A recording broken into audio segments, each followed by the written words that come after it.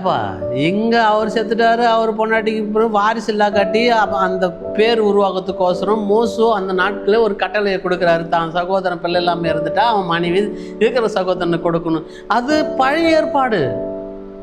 சரிப்பா, புதிய ஏற்பாடு. அது கூட ஒரு ஆள் 7 சகோதரத்தை 7 பேருக்கு அவளுக்கு கொடுத்துட்டு இப்போ பரலோகத்தில் என்னன்னு கேள்வி கேட்குறான் பாரு. இங்க இருக்கிற மாதிரியே அப்பா அம்மா அண்ணன் தம்பி பங்காளி சண்டை மாமச்சான் பரலோகத்துக்கு வருமா? அங்க சண்டை போடலாமா? இங்க வழியில் போகும்போதே ஒரு பைக்கில் ஒத்து வெட்டி மடிஞ்சு அங்க சண்டை போடலாமா? ஹல்லேலூயா.